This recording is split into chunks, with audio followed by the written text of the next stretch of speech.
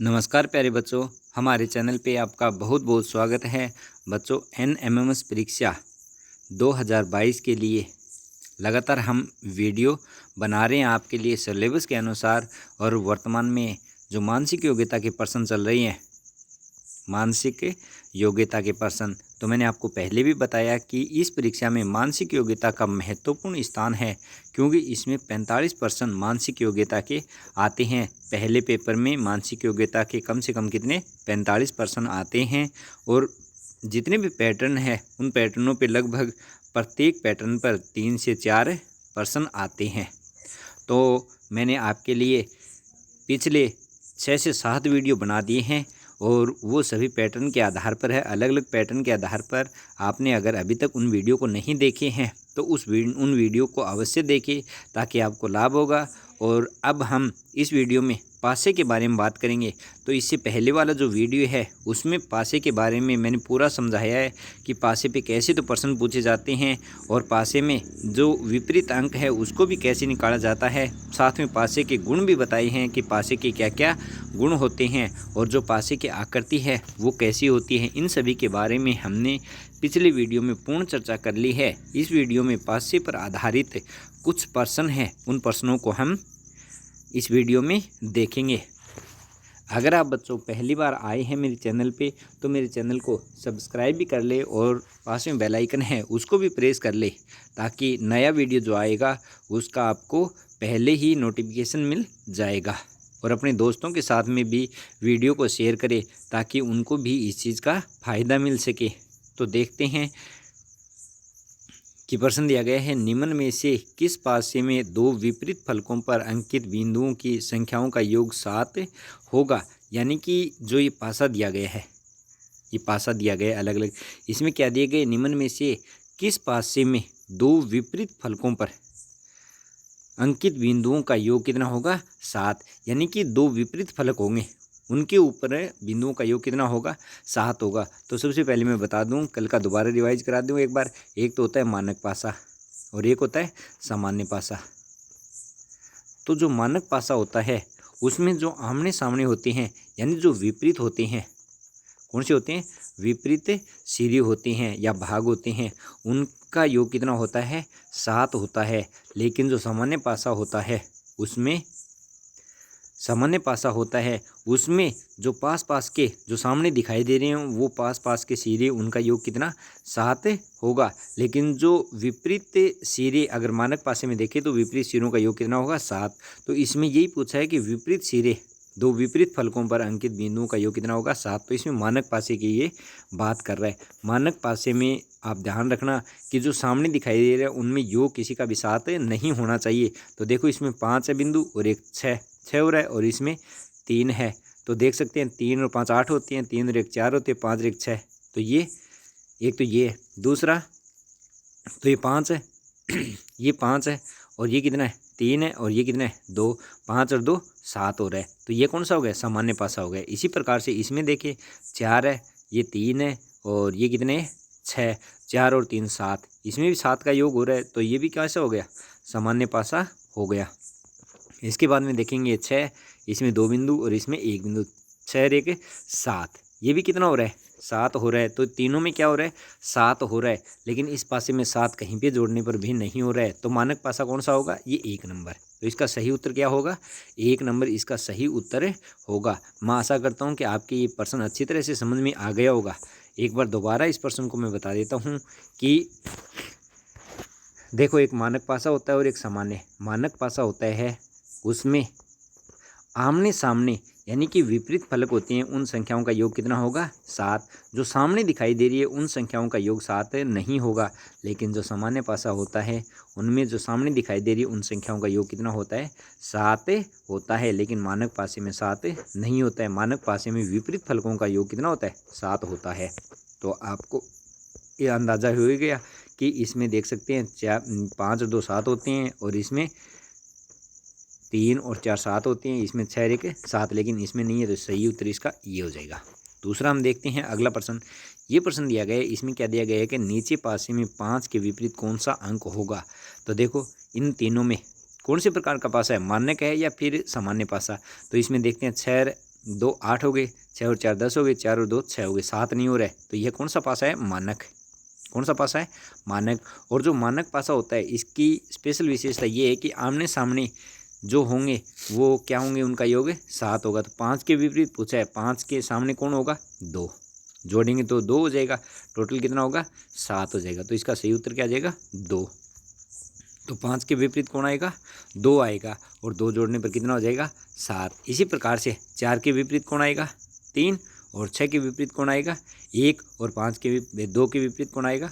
5। ये हो जाएंगे इनके आमने सामने। तो यह मानक पासे की बात हो रही है यहाँ पे। कौन से पासे की? मानक पासे की बातें हो रही है। अगला देखते हैं। अगला दिया गया है कि नीचे एक घन की 2 स्थितियों में फलक संख्या 4 के विपरीत कौन सी संख्या होगी?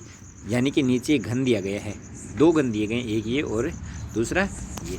इनमें क्या दिया गया है कि एक घन की 2 स्थितियां, फलक यानी घन एक ही है लेकिन इसकी 2 स्थितियां, फलक 4 के विपरीत संख्या कौन सी होगी?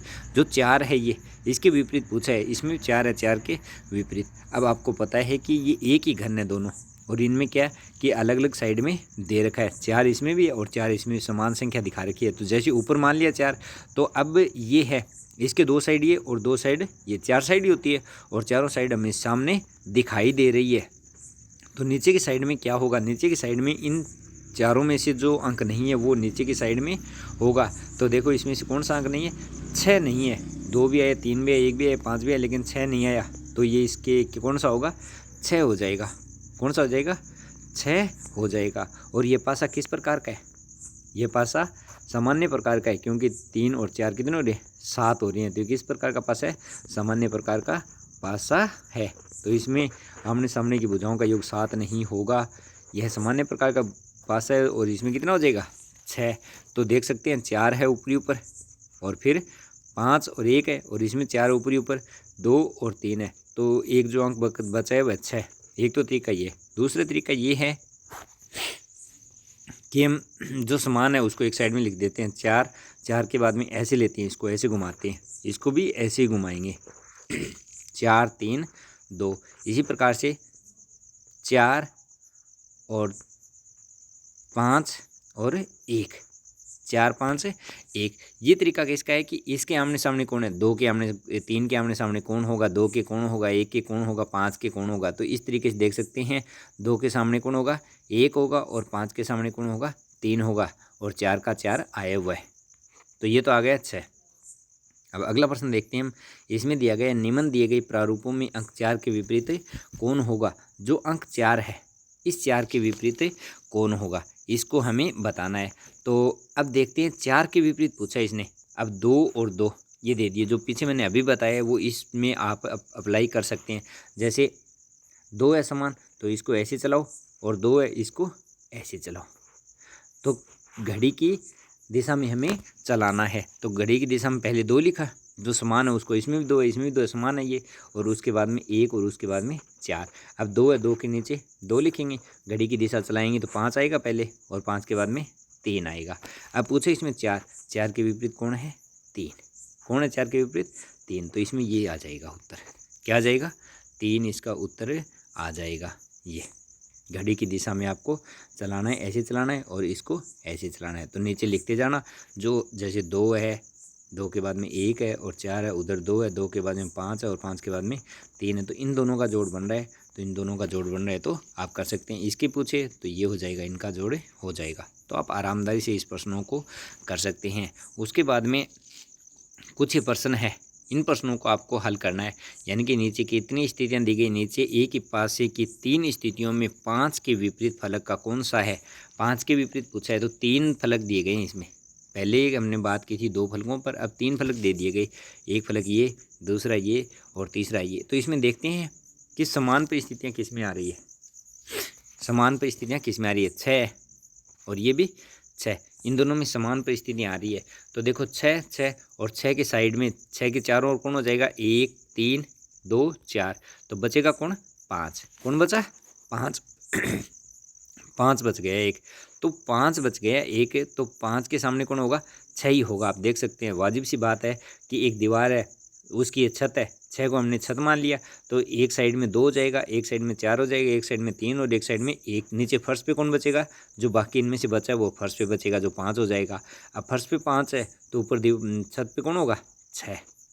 तो 5 का विपरीत पूछा है इसने, तो 5 का विपरीत कौन होगा, 6 होगा। तो इस प्रकार से आप इनको कर सकते हैं। इसी प्रकार से ये प्रश्न दिया गया है। इसमें 2 समान, इसमें पूछा गया है कि 3 के विपरीत, किसके विपरीत पूछा है, 3 के विपरीत पूछा है। तो इसमें 3 के विपरीत देखते हैं, तो 3 के विपरीत ये है। अब ये दोनों फलक सामने आ रहे हैं, तो इनमें देख सकते हैं जैसे 2 2 भी सामने आ रहे हैं, तो जो बचेगा उसको हम देख लेंगे। या फिर इससे भी नहीं हो रहा है तो 1 और 5 से कर सकते हैं, क्योंकि इसमें भी 6 और इसमें भी 6, 1 और 3 से आप कर सकते हैं। 1 3 में अलग अलग दिया गया है। जैसे देखो कि 6 और 6 इसमें 2 और 3 और 2 है, इसमें 5 और 4 है। तो इसमें देखते हैं, ऐसे घुमाएंगे इसको और इसको भी ऐसे घुमाएंगे। इसको ऐसे घुमाते हैं 6 2 3 और इसको ऐसे घुमाते हैं 6 5 और 4। तो 3 के पूछा है तो 4 ये हो जाएगा, क्या हो जाएगा, ऐसे। तो इसका सही उत्तर क्या हो जाएगा, ये हो जाएगा। यानी 1 नंबर और 3 नंबर, इन दोनों से हम इसको हल कर सकते हैं। तो ये कुछ उदाहरण थे जो आपके लिए इम्पोर्टेंट थे। आपके इन प्रश्नों पर आधारित प्रश्न आते हैं, कम से कम 2 से 3 प्रश्न आते हैं। बिल्कुल आसान प्रश्न है। अगर आपके थोड़ा सा समझ में आ गया तो आप आसानी से इसको कर सकते हैं। अगर आपको कोई और भी दिक्कत है तो आप कमेंट बॉक्स में लिख सकते हैं। धन्यवाद बच्चों।